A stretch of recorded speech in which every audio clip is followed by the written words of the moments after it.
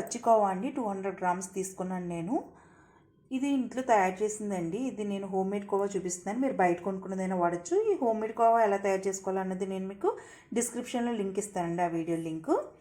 ఇప్పుడు ఇందులో మనం ఏం యాడ్ చేయాలంటే, ఈ కోవా ఎంత యాడ్ చేసామో అందులో మనం హాఫ్ వంతు మైదాపిండి యాడ్ చేసుకోవాలండి. మైదాపిండి కాకుండా మీకు మైదాపిండి తక్కువ తినాలి అని అనుకుంటే కనుక మైదాపిండి కొంచెం తగ్గించుకోవాలనుకుంటే పాలపిండి కొంచెం వేసుకుని మిగిలింది మీరు అంటే మైదాపిండి మినిమంగా 1 స్పూన్ అలా వేసుకుని మిగిలింది పాలపిండి వేసుకోవచ్చండి. నేను ఇప్పుడు దీనికి తగ్గట్టుగా మైదాపిండిని నేను 3 స్పూన్స్ యాడ్ చేశాను. ఇంకొక స్పూన్ వేసుకున్నా కూడా మనకేం ప్రాబ్లం లేదు. సో లైట్గా యాడ్ చేశాను, అంటే నేను 3 స్పూన్స్ ఫుల్ యాడ్ చేసినట్టు అయిందండి. ఇప్పుడు ఇందులో మనం ఇంపార్టెంట్ ఇంగ్రీడియంట్ ఏంటంటే జాపత్రి అండి. జాపత్రి పౌడర్ 1 స్పూన్ వచ్చేలా తీసుకోవాలి. ఇలా కొంచెంగా నేను కొట్టుకున్నాను, ఇందులో బాగా దంచి పెట్టి ఉంచాను. ఇది 1 స్పూన్ వస్తుందండి అంతే, మీకు పౌడర్ లాగా దంచి పెట్టుకున్నాను. ఇది వేసుకోవాలి ఇందులో.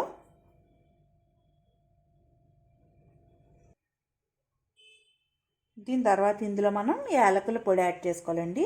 యాలకులు ఒక 3 యాలకులను తీసుకుని ఇలా కుమ్మేసుకుని వీటిని కూడా వేసేసుకోవాలి.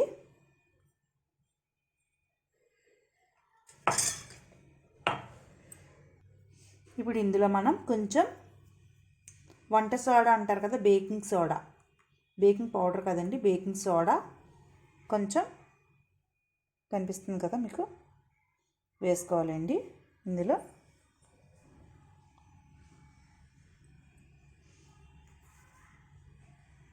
ఇప్పుడు ఇవన్నీ కూడా బాగా కలిసేలాగా మనం బాగా కలుపుకోవాలి, మెత్తగా ముద్దలు అయ్యేలాగా కలుపుకోవాలండి.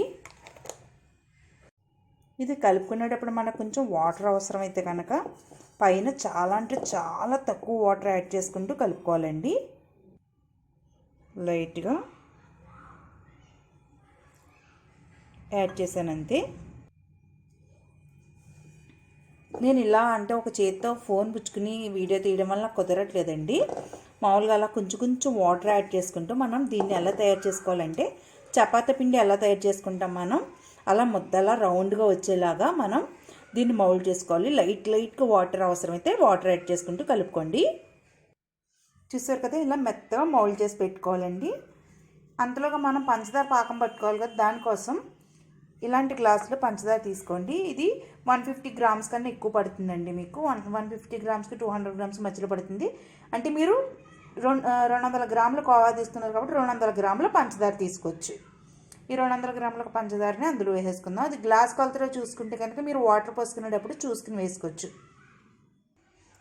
స్టవ్ ఆన్ చేసుకుని ప్యాన్ పెట్టానండి. ఇందులో ఇప్పుడు మనం తీసుకున్న పంచదార ఉంది కదా, పంచదార వేసేసుకుందాం.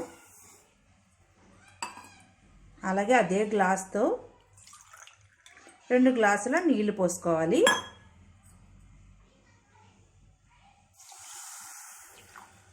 ఒక గ్లాస్ పోసాను కదా, ఇంకొక గ్లాసు నీళ్ళు పోసుకుంటే సరిపోతుంది. మీరు ఇలా గ్లాసుల లెక్కలు కాకపోతే కనుక ఇక్కడ మనం 200 గ్రాములు తీసుకున్నాం కదా షుగరు, 300 ml వరకు వాటర్ తీసుకున్నా సరిపోతుందండి.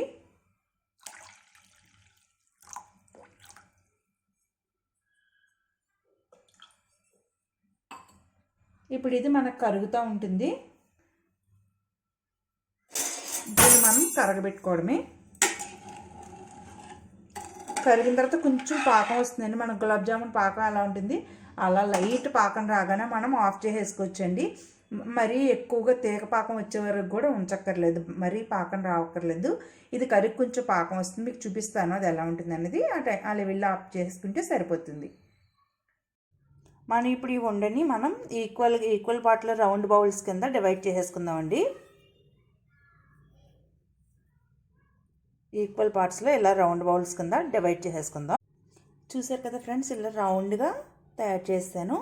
ఇప్పుడు దీన్ని ఏం చేయాలంటే, ఇలా నేను రౌండ్గా ఒత్తేటప్పుడు మీకు చూపించడం అవ్వలేదు, ఎందుకంటే 2 చేతులతోటి ఒత్తాలి కదా, నేను ఒక చేతితో కెమెరాని పుచ్చుకుని చేయాలి, అందు గురించి కుదరలేదు. ఇలా ఒత్తుకుని ఇందులో మనం జీడిపప్పు, పిస్తా, బాదం వీటిలన్నిటిని ఇలా పౌడర్ కింద చేసేసుకుని అది వేసుకోవాలండి. నేను నా దగ్గర పిస్తా లేదు, జీడిపప్పు, బాదం వేసాను. ఇది కొంచెం ఈ మధ్యలో వేసుకోవాలి.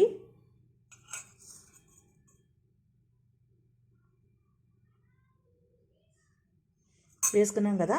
ఇప్పుడు అన్ని వైపుల నుంచి ఇది కవర్ అయ్యేలాగా కలుపుకోవాలన్నమాట.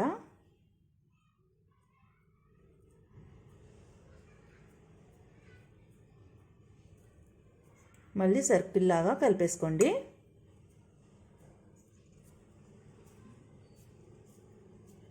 కలిపేసుకుని దీన్ని మనం సిలిండ్రికల్ షేప్లో ఒత్తుకోవాలన్నమాట.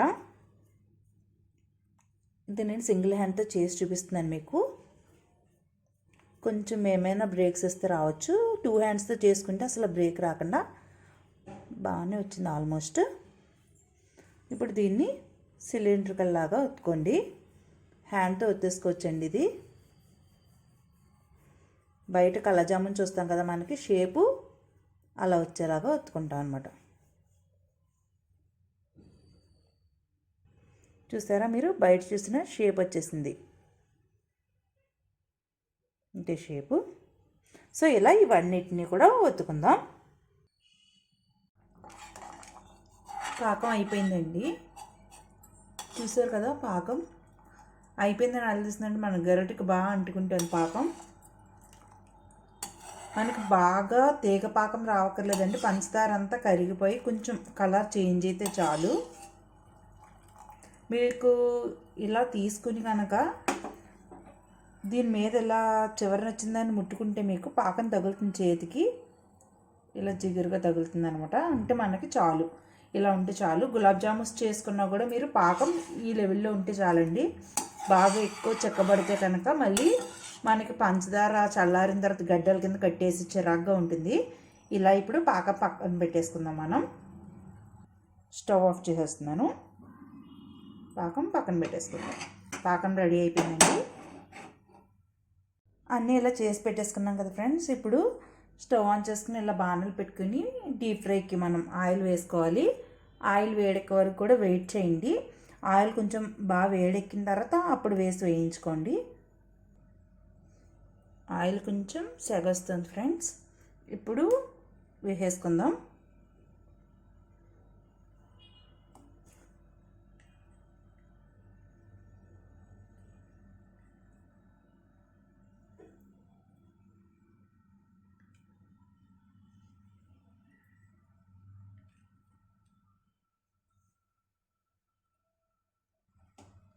కొంచెం హీట్ పెంచుతున్నాను, ఇంకొంచెం వేడి ఉండొచ్చని. ఇవి ఇలా బుడగలు పెద్దవైన తర్వాత ఆఫ్ చేసేస్తాను. మళ్ళీ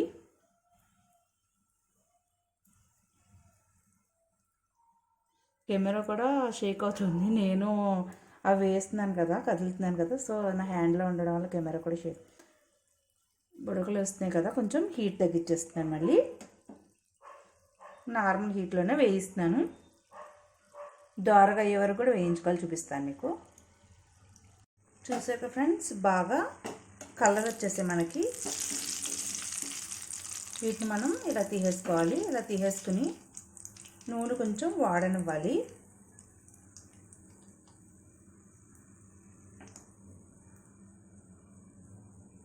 వాడినిచ్చాక మనం పాకంలో వేసేసుకోవడమే. పక్కన పాకం పెట్టుకున్నాం కదా, ఆ పాకంలో వేసేసుకోవాలి. పాకంలో వేసేసుకుని పాకంలో బాగా కలిసేలాగా చూసుకోవాలి. ఈ పాకం వాటి మీద పడేలాగా మనం కలుపుకోవాలి.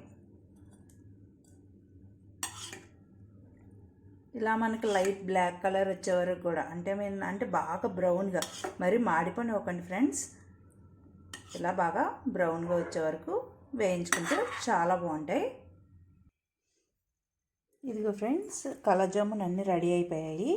దీనికి కావాలంటే మనం ఆల్రెడీ లోపల ఫిట్టింగ్ చేసుకున్నాం కదా బాదము కాజుతో, దాన్ని ఇలా గార్నిషింగ్గా లైట్గా మనం చిమ్ముకోవచ్చు, పైన గార్నిషింగ్ చేసుకోవచ్చు.